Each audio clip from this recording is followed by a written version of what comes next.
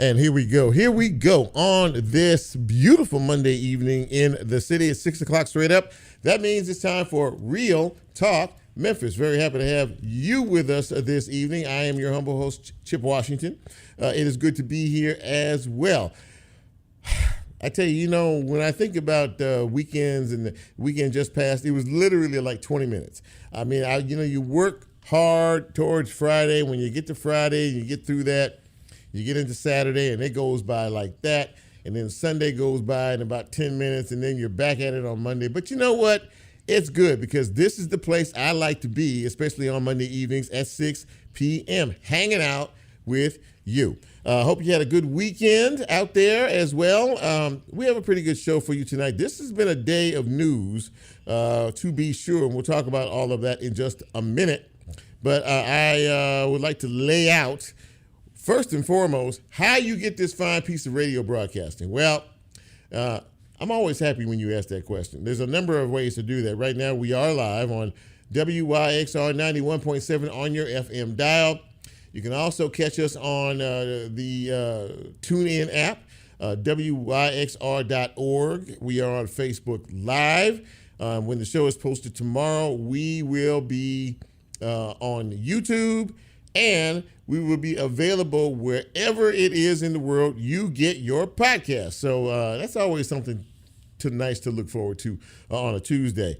Let me back up. Last week was Pleasure Week here at WYXR, and I just wanted to say thank you to each and every one of you who contributed to the coffers here.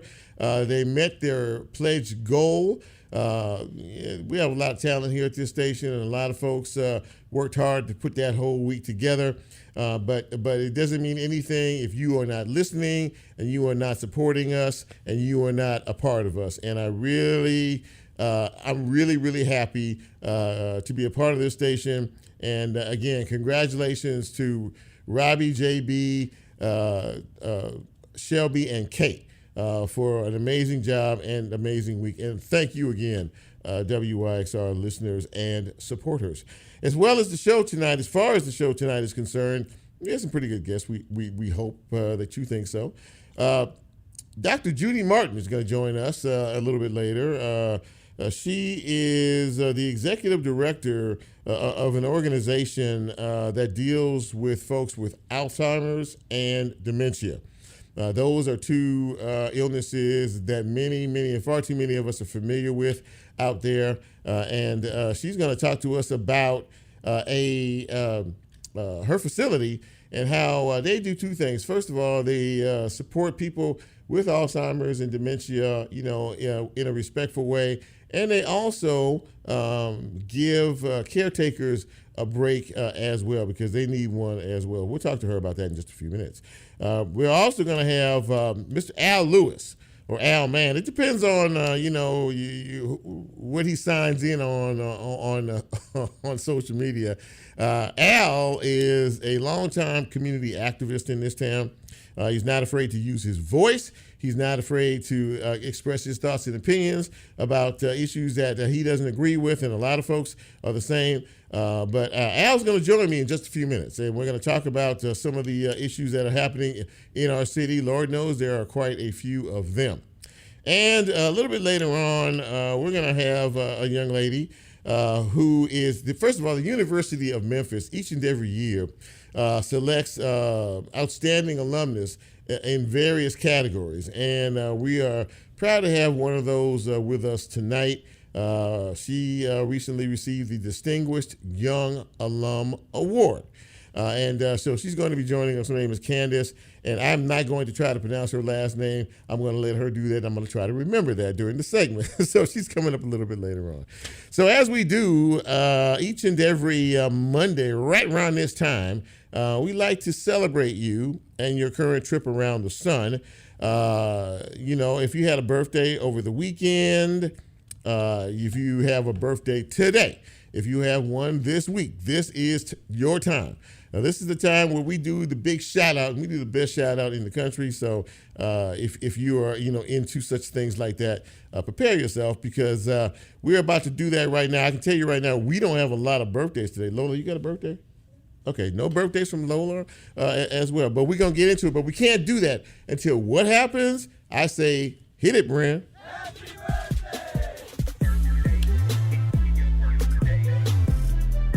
So it is your birthday. Happy birthday is going out to, this is a short list today. Patrick Halloran celebrating his birthday today.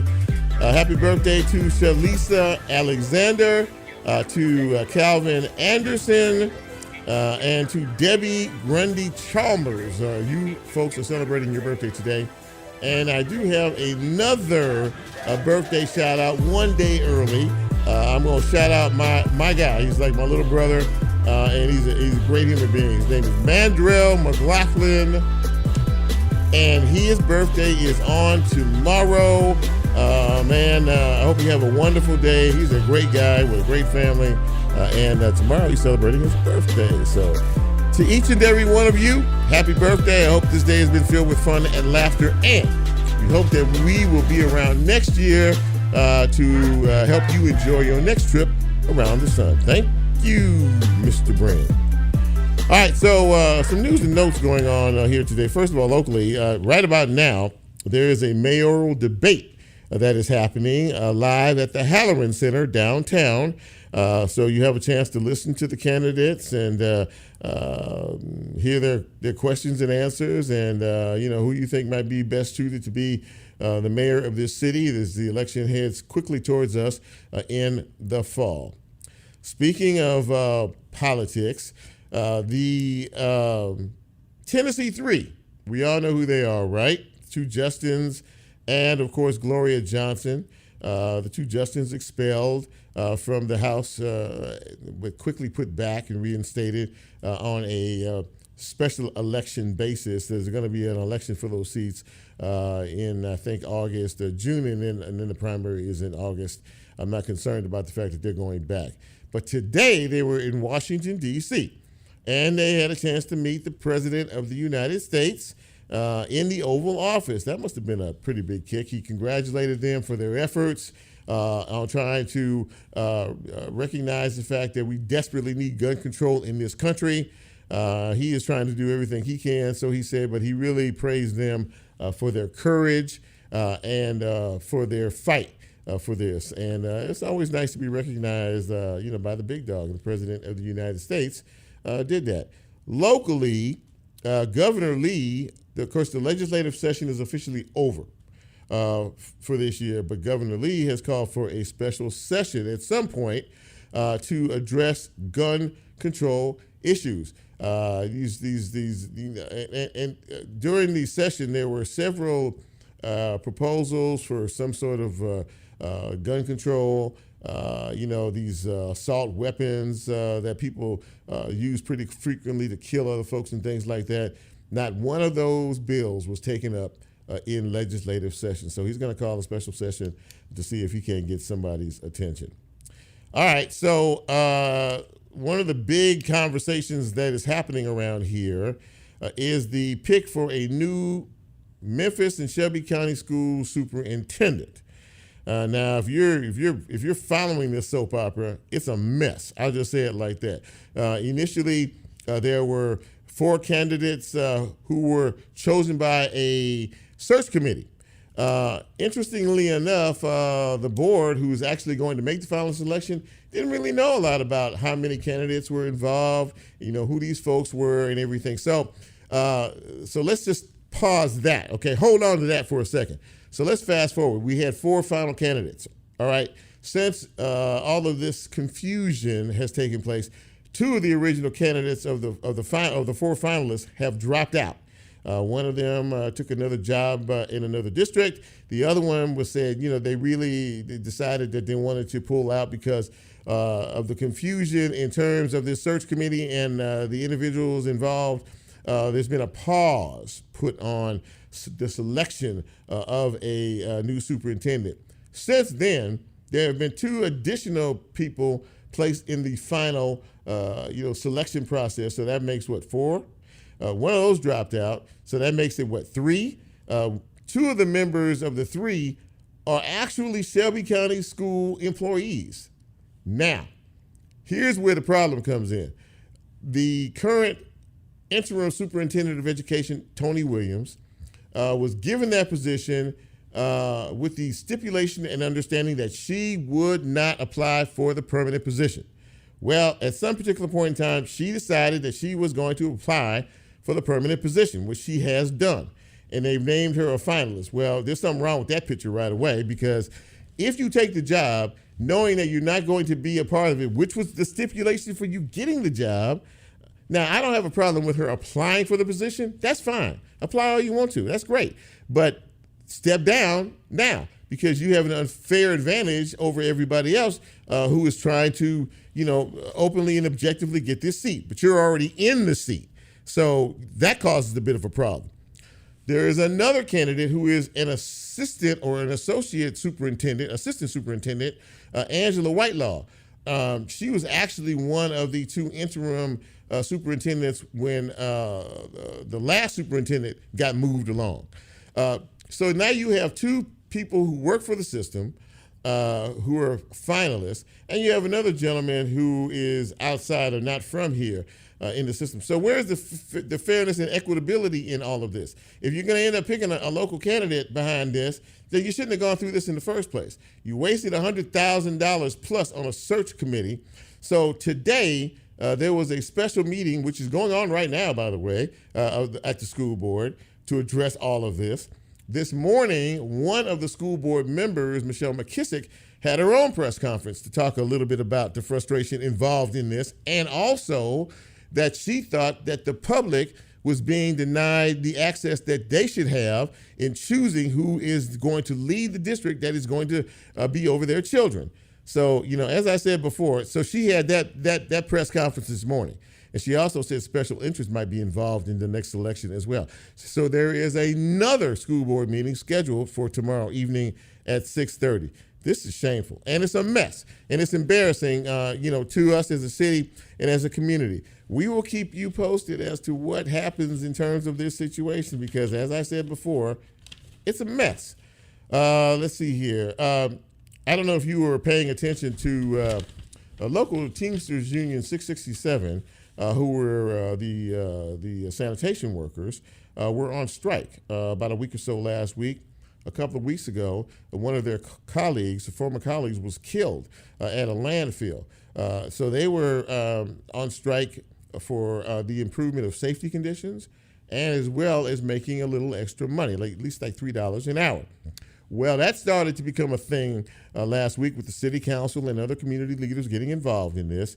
Cut to the chase. A proposal after a meeting with a Republic company and the Teamsters Union workers ended up being ratified and approved.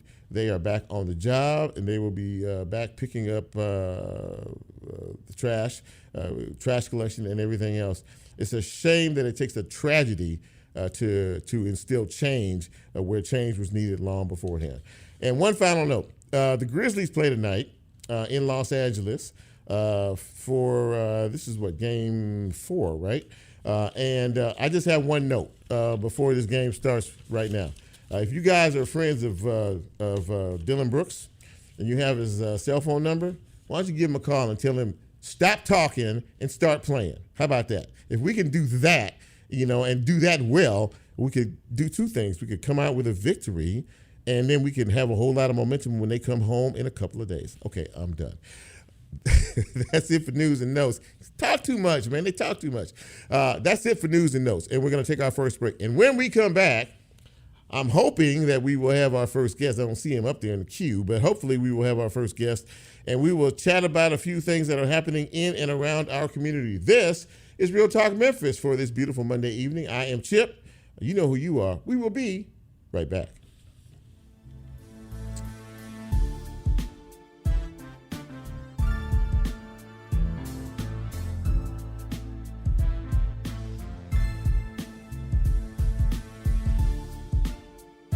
If you like Real Talk, here's a way you can get involved. Do you have a show topic idea or suggestion? Want to be considered a guest or have a guest idea? Then send Chip a message on his Real Talk show page and you can be a part of the Real Talk experience. So as he always says, go out and tell somebody. We'll be right back.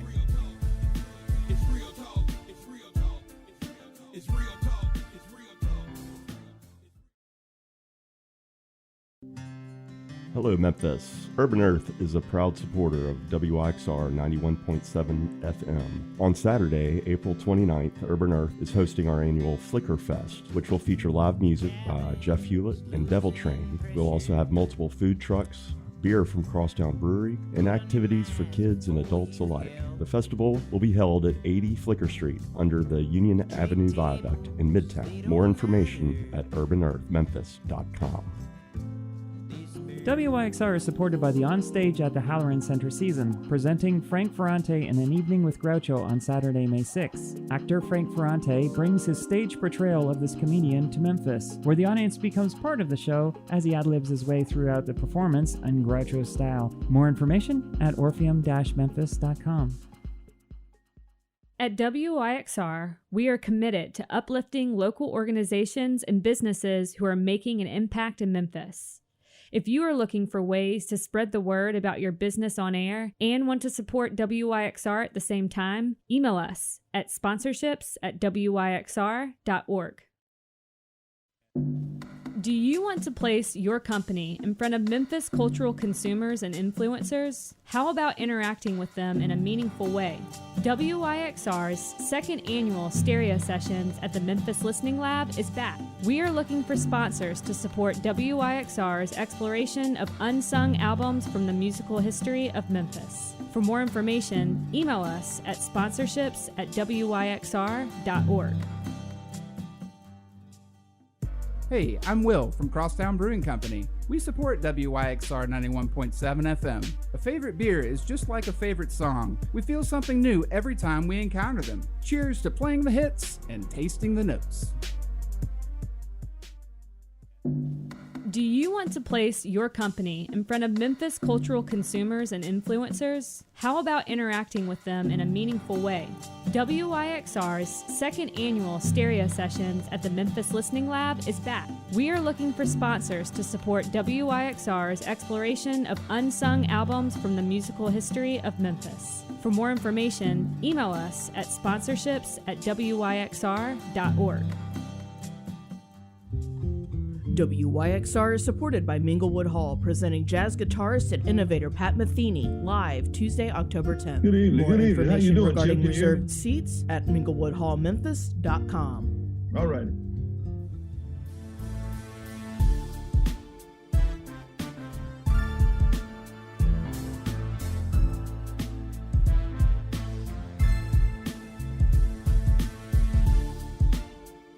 Get Real Talk on the TuneIn mobile app under WIXR, and he's now streaming live on Facebook. And you can also catch a rebroadcast on YouTube. Just put WIXR in the search box and hit subscribe.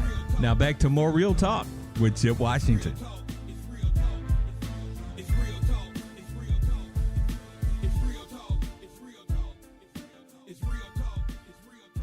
And welcome back to Real Talk Memphis on this Monday evening. Chip with you. And as I said earlier, you know, there are a lot of issues that are happening in our city. And you know, we really have some challenges that we're dealing with right now in terms of crime and a lot of other issues as well. But one thing we're thankful for are the people who are not afraid to speak up.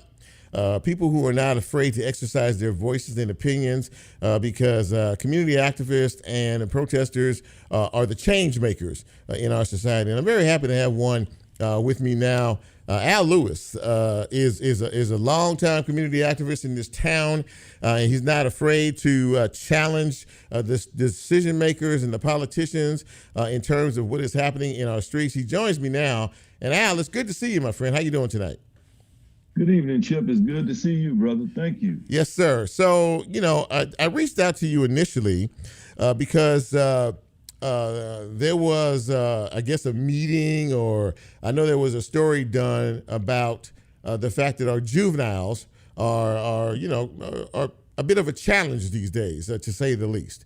And as we are starting to realize the fact that school will be out in just a very few weeks, the police are trying to, I guess, be proactive and maybe even trying to target these young folks as to being out on the streets at a certain time, vis-a-vis curfew. But this had initially, Al, to be targeted at the downtown area, and we all know that's where the tourists come and that's where the money is. And I did see a story about that, and I did see that you had an opinion about that, because it felt as if they were targeting these young people and really not addressing the solution. What say you about that? Well, this seems to be old hat for certain entities in Memphis, in particular the Memphis Police Department. And you nailed it initially when you said there would be tourist money downtown, and of course they don't want to disrupt or interrupt that money, and I understand that, but I don't think that's a healthy or fair, equitable way to deal with that. As you said, if we're putting leverage on the behavior of a few, the first thing I want to qualify is not all young people are doing this. Right. A very, very small percentage are doing this. Right. And so this is casting a wide net to perhaps deter a few people. And I don't know how deterrent that'll be, as quick as they can do certain crimes now. I don't even know if that's a deterrent, but my concern is, based on the language and how it was written, it seemed to be code for Black children instead of just children. There's certain ways of targeting dress. What do you mean inappropriate dress? What is inappropriate nowadays? How do they determine what's inappropriate? Yeah. And so it seemed like, again, the old Memphis default of not being straight is as if they cannot effectively police without violating some right or human dignity. That's a very, very important point, and a lot of folks are taking it like that. I think, first of all, I take offense to the fact that we're just talking about downtown. We have a whole city here. We have a whole county, and crime is permeating every area of it. But you're right. There seems to be a targeted, a direct focus on our young Black youth. And I know that there is some concern. I know the merchants are talking and they're chirping pretty loud downtown about all of this. And as we're getting into a place where kids are going to be out of school, so you're going to have that additional element. But you're right, when it starts to target clothing and other things. But how do you legislate this? Because this whole curfew deal has been going on forever. There's been a law on the books forever, but it's not being enforced. What makes now so different? Well, first thing, let's go to this. The children get out of school every summer. That's this true. is the first time children have gotten out of school, and this isn't something that we could say would be unpredictable as more guns have proliferated into our communities, and with the advent now of fentanyl, the narcotic coming in, and the easy access to guns and breaking in cars to perhaps steal guns. I mean, that's an invitation. I understand that. But again, how do you apply these policies equitably and fairly? I wonder if white children will be targeted the same way that Black children will be targeted just for walking down the street. Al, all of us know that we have a serious problem on our hands, crime problem on our hands. We've seen the advent of juvenile crime escalate to points where we've never seen this before. I mean, it's bad out here, okay? And no doubt about that. Yeah, and any of us who don't think it is, we're not paying enough of attention. But Al, you're a man of these streets. What do you see is the problem? But more importantly, what do you see is the solution? What are we missing here? I mean, there's a missing quote in here somewhere, and we're all trying to figure out what it is. Do you have any thoughts about that? Sure, I do, man. And there's a principle I learned from 7 Habits of Highly Effective People, and one of them it is seek first to understand, then be understood, and that essentially equates to listen empathically, to listen with our whole being. And young people need to be listened to. They don't particularly articulate as a more seasoned or older person would. So young people tend to articulate with their emotions or lack of, or behaviors. But those behaviors are speaking something to us. They need to be heard in a way that, first of all, that they can trust people that not just going to lecture to them, but rather sit down and engage them to see what happened. There's an old saying, meet them where they are. And that sounds like exactly what you're trying to say. You got to meet these young people where they are, to the place where they can feel free to have a conversation with you and be comfortable in the environment that they're doing it in. Am I hearing you right? Oh, absolutely, man. And I've been involved in this kind of work, Chip, for 30 years, man. And I'm working right now with Inside Circle, who we intend to bring some processes to the Shelby County Jail down there to try to do some intervention stuff with the prisoners, long-term prisoners, and to also diffuse that into the neighborhoods and streets. We're looking at something like community quality circles where we can train trainers to intervene and to know how to listen and techniques to help mitigate and reconcile trauma that young people have. Can you imagine being a young person today, Chip, going to public school? Can you imagine what it feels like to go home and know somebody may be looking for you with a pistol instead of their hands? There's no saying that comes to mind when you say that. Hurt people hurt people. And oh my God. And I've had a lot of people on this show, and that expression has been used a lot. What does that mean to you? Well, what it means to me is people who are traumatized are likely to traumatize somebody else. The facts say that people that have been shot are more likely to shoot first. And people who've been shot at are more likely to shoot first because of just the natural trauma that happens to one's body when they're involved in that kind of activity. There is a big-time trust issue in this city between just citizenry and law enforcement. And we saw that, of course, firsthand with Tyree Nichols, and I know you were very vocal about that. That's something that will forever stick with me and really stain our city.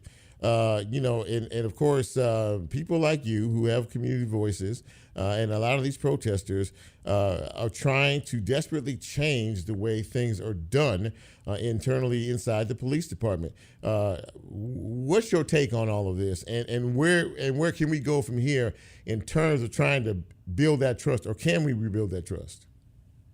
You said rebuild. I don't know if there's ever been that kind of trust here in Memphis between the police and the majority of the citizenry, so-called black people, brother. I don't know if it's rebuilding. I think it would have to require a total effort of building some rapport and trust with the black community. And that it's going to take, first of all, some humility and admitting some things on the Memphis Police Department, of them admitting something. I don't see them at that point right now, Chip. I don't know if they're actually ready to do that. I think they're so habituated into violating people's human rights is that they don't really know another way of getting an effective job done. And so I don't have an answer to that. That's that of course is a continual conversation. I mean, I know that there's a definite mistrust. It's interesting that you say it's not necessarily. I don't know about a rebuild. It's never been a build in the first place. Well, that in and of itself is a bigger problem altogether. When you have 5 law enforcement officers sworn to serve and protect, do what they did to Tyree Nichols, not only did that predicate in anger. But it really does predicate a sadness too, does it not? Oh my God, yes, man. It shocked me and both saddened me that to see human beings treating other human beings in that brutal of a manner, and then to see that they were black men treating another innocent person who was in their custody to treat him like that, which gave rise to me to think, how often has that happened and the person not died? And then they doctored the records to say that this person resisted or something. How many other times has that happened? And so I think a rational person would conclude that wasn't an isolated incident. Yeah. Well, look, we need full accountability. We need the spotlight where the spotlight needs to go, and that's where longtime community activists like you and so many of these other younger ones coming along right now are really making a difference. And Al, I want to thank you for taking a few minutes to come on with me and talk about it, because there's truth in what you say, and I think when I hear you talk, I hear you say there needs to be a lot more truth. If you're going to talk, you need to talk truth, and we need to be able to try to build off of that. Am I correct in that? Correct, man. I think if you look up the etymology of the word truth, you'll come to the word tree or oak, upright and firm, something that you can touch, that's vertical. And that's, the word verily, verily, that comes from the word vertical is there. We know it's there. And I think a lot of times what we have used, have allowed language to do is cover truth. It is what it is. And by that, I have this old saying I used often, Chip, from one of my favorite authors. His name is Derek Jensen. Mm-hmm. And he says, hate felt for so long doesn't feel like hate anymore. It feels like right now. Oh, wow. That's deep. Well, listen, man, I got to leave it there. I got to run. But listen, Al, thank you, man, for taking the time to come on my show tonight. I really appreciate you, and I hope you'll come back down the road. Anytime, Chip, man. Have a good day and have a good show. Appreciate you, buddy. Thank you so much. Al Lewis, ladies and gentlemen, truth in the conversation. We're going to take a quick break, and when we come back, we're going to shift gears and talk about Alzheimer's and dementia on this edition of Real Talk Memphis. Every now and again, it happens. The girls are laughing at me. Real Talk Memphis. A quick break. We'll be right back.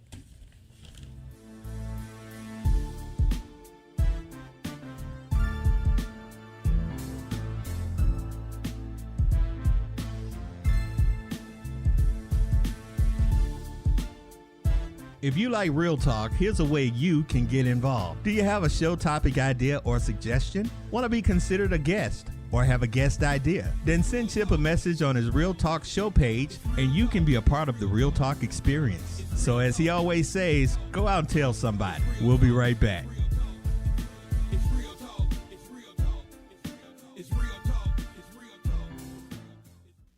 WYXR is supported by the Museum of Science and History, presenting Laser Live, which brings live music and laser light effects together for a live concert series in the Mosh AutoZone Dome at the Sharp Planetarium. Laser Live begins May 13th with Hope Claiborne and Soul Scrimmage. More information at moshmemphis.com.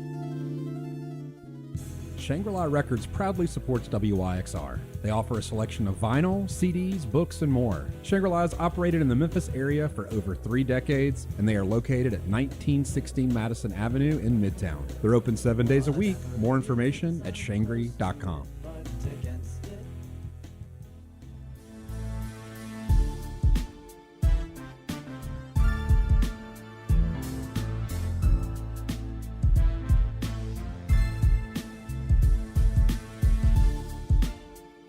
Get Real Talk on the TuneIn mobile app under WYXR, and he's now streaming live on Facebook. And you can also catch a rebroadcast on YouTube. Just put WYXR in the search box and hit subscribe. Now back to more Real Talk with Chip Washington.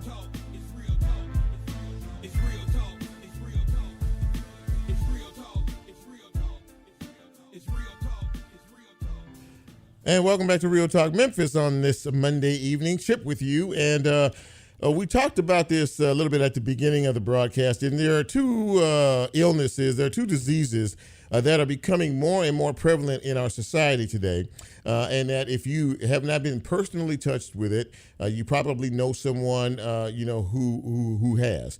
And I'm speaking of Alzheimer's and dementia.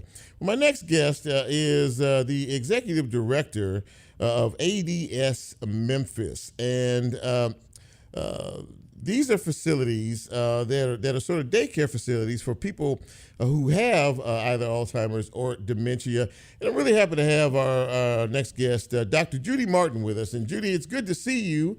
I pray right off the top, I praise you for the work that you're doing. I've known you for a while, and I know how I almost want to use the word consumed when it comes to our population and our people. Tell us a little bit about the organization that you head and kind of what it's all about. All right, thank you. It's my pleasure to be with you today to speak about Alzheimer's and dementia. Yes, I am working with Alzheimer's and Dementia Services of Memphis. It is an agency that has been in place in the Memphis area since about 1983. Okay. Not many people knew about it at that time. Yeah. Because it was really, the care was being provided to a really small group of people who had means. And they recognized that the issue, the problem was one that was growing in our community. And there was action occurring across the country and in the state where there was a focus on trying to figure out what needs to be done to assist people that were being diagnosed at an increasing rate with Alzheimer's. So Memphis was one of the first players with that. So 1983 is when this agency began. And then in 88 is when they moved over to their own building in the Raleigh area. And they worked in that one location for many years. And then in 2004, they split off and opened a second location. So that just tells me, Judy, that and you briefly alluded to it, that the number of cases in reference to these two illnesses has really grown, hasn't it? Predicating the need for facilities like the ones that you have, correct? Absolutely. It really is such an issue.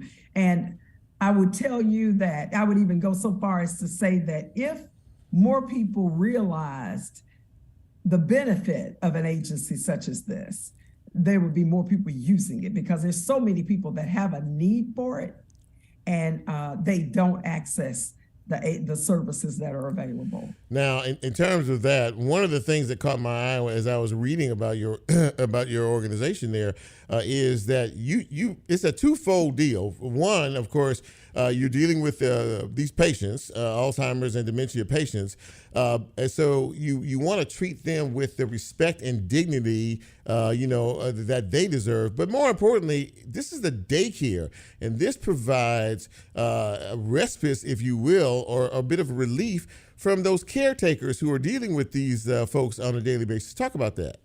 Absolutely. And they're equally important. So if I could talk a little bit first about the therapeutic care that we provide for the individuals that have the disease. Mm-hmm. So this is definitely not a facility where people just sit around and hum or rock or any of those things that some people think of when they think about somebody with dementia or Alzheimer's. What happens here is it's a really dynamic environment. Mm-hmm. There are individuals that are cognitively stimulated. They are intellectually stimulated, which is a great thing to keep the brain active mm-hmm.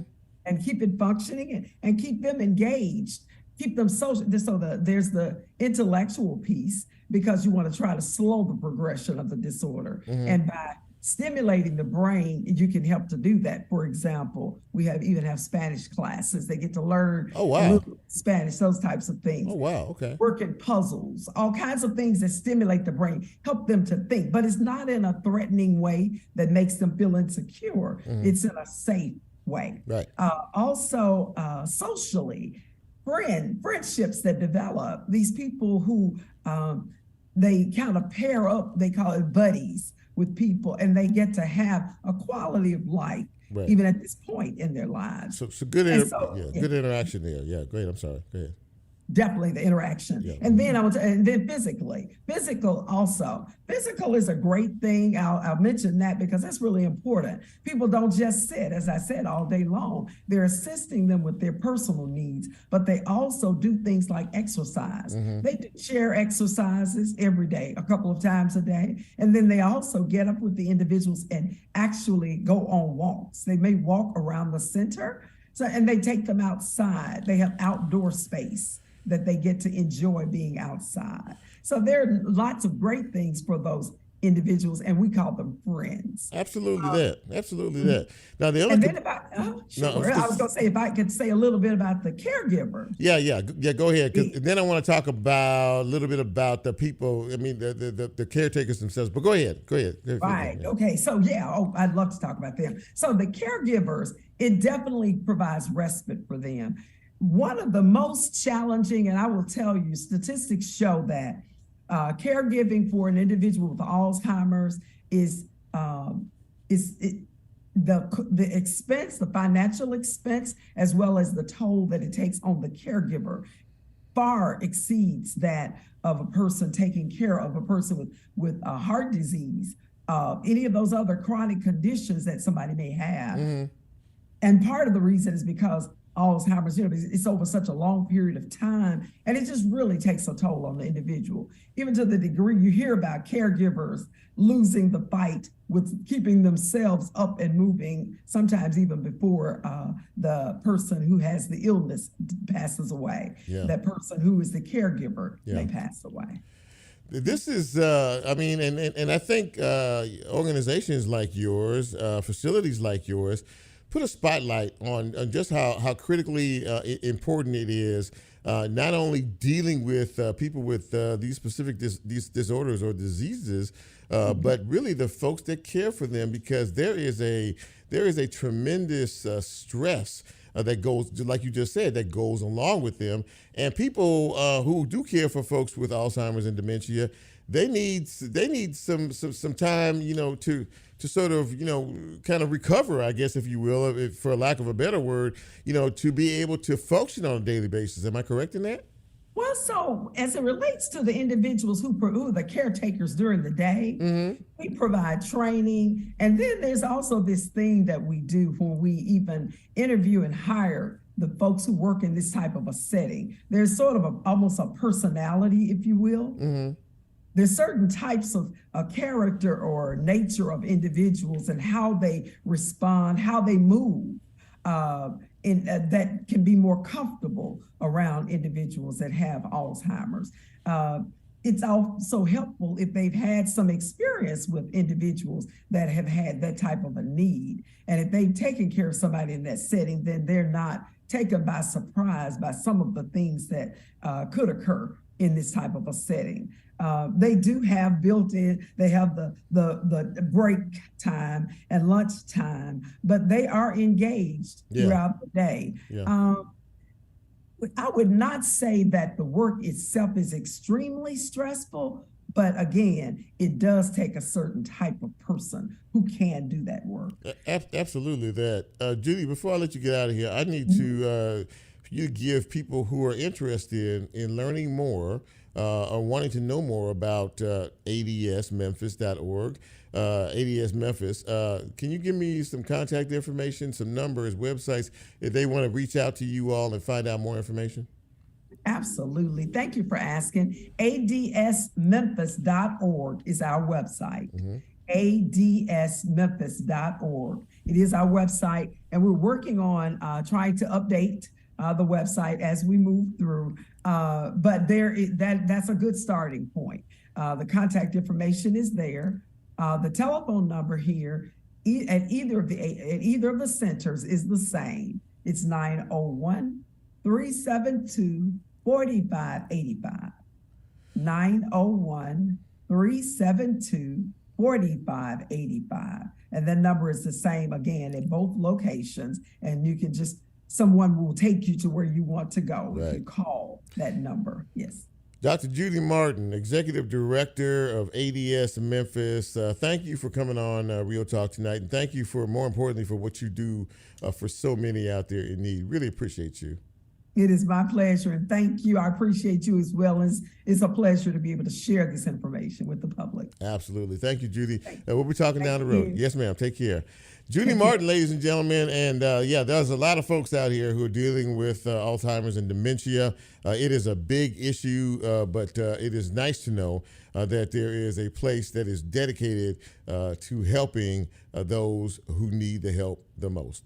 We're going to take our final break, and when we come back, we're going to talk to a young lady who is just, shall I say, distinguished. That's all you'll get.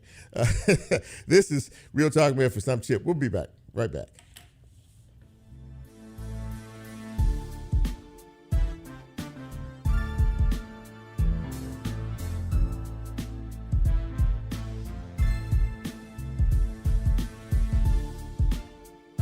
If you like Real Talk, here's a way you can get involved. Do you have a show topic idea or suggestion? Want to be considered a guest or have a guest idea? Then send Chip a message on his Real Talk show page and you can be a part of the Real Talk experience. So as he always says, go out and tell somebody. We'll be right back.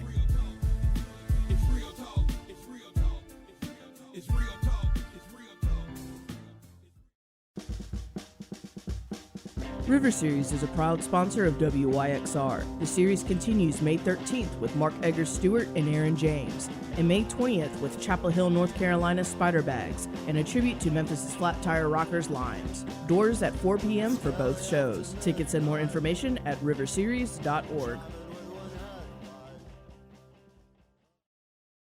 Church Health's Memphis plan continues its decades-long commitment to serving local musicians with comprehensive health care and also tailors its focus to small business owners and the self-employed. Healthcare through the Memphis plan provides care in Memphis for Memphians. Related services include preventative health, optometry, dental care, and more. More information regarding availability at memphisplan.org or at 901-272-PLAN. Did you know you could donate your vehicle and support WYXR at the same time? We offer free pickup and it's tax deductible. Go to cars.wyxr.org to donate your car today.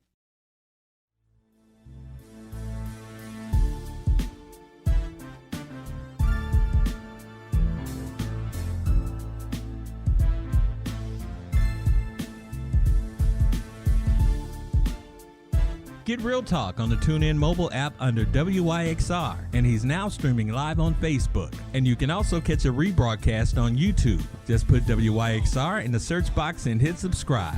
Now back to more Real Talk with Chip Washington.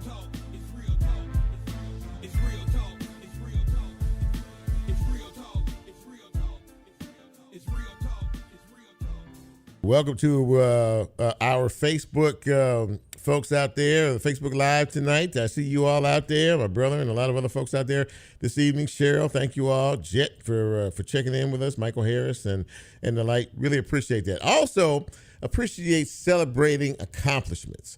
The young lady that I am about to, first of all, the University of Memphis honors its students, and each and every year they have a very special ceremony where they honor some of their former students for their accomplishments, today, and some of the things that they have done to represent and honor the university in a wonderful way. And we have one of those.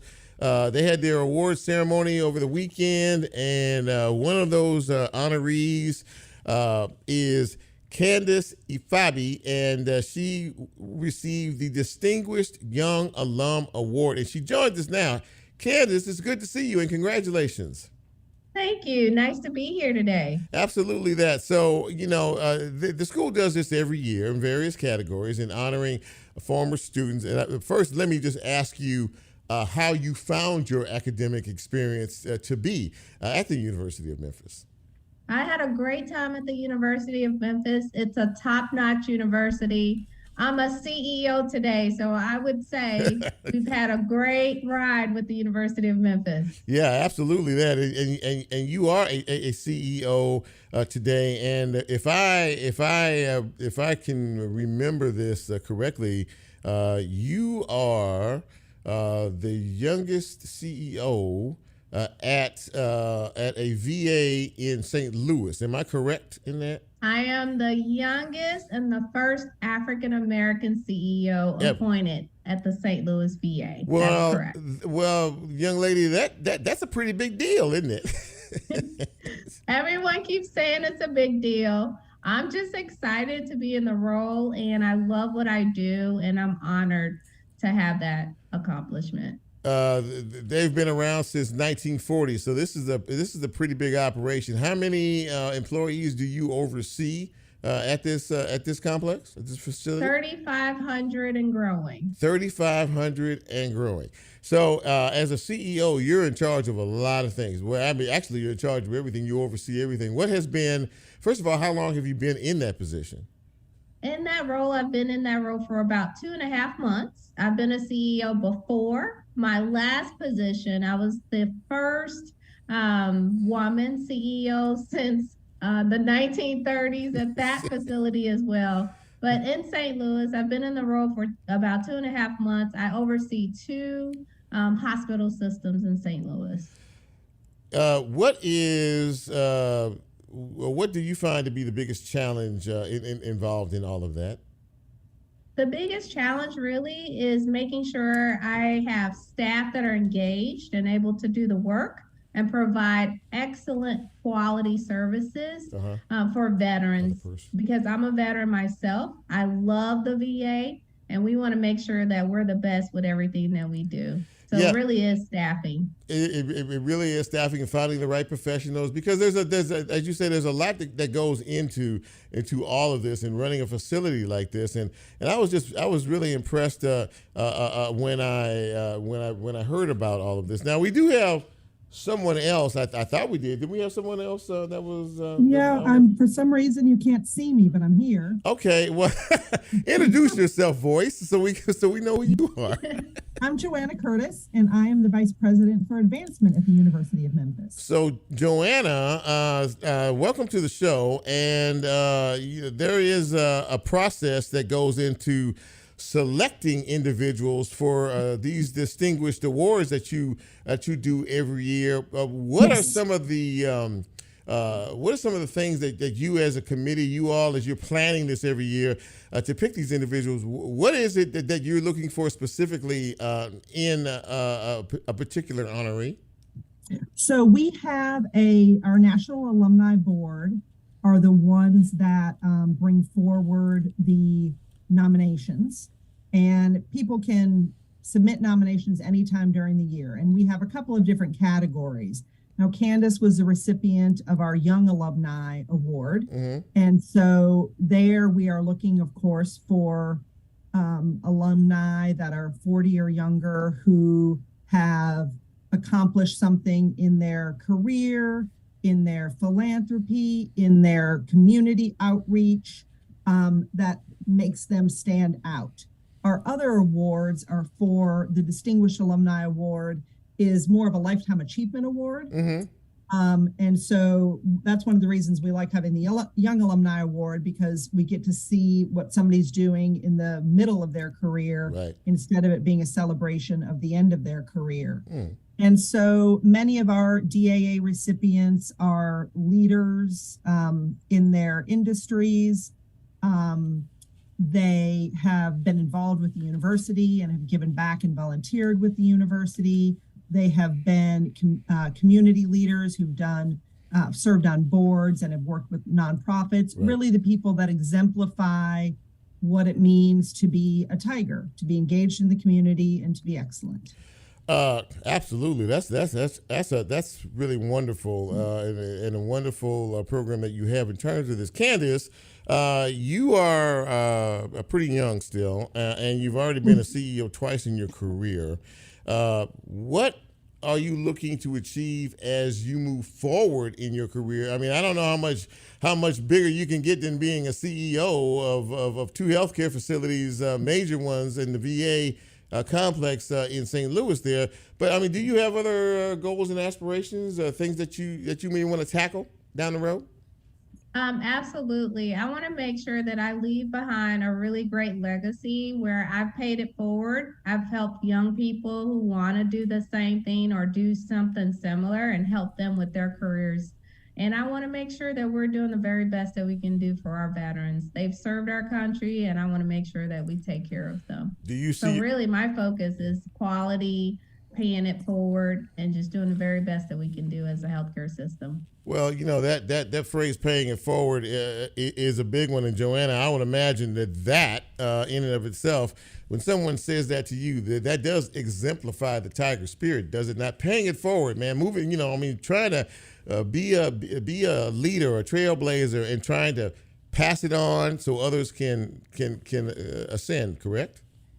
Yes, absolutely. And that's, you've heard Candace's credentials there. It's very easy to understand why she was this year's recipient of the Young Alumni Award. Mm-hmm. But we also make a point with DAA to engage our current students at the event and look for opportunities to engage our outstanding alumni with current students, because we want them to see somebody who has taken the path that they're taking and who has succeeded in some of the industries that our students are striving to succeed in. Yeah.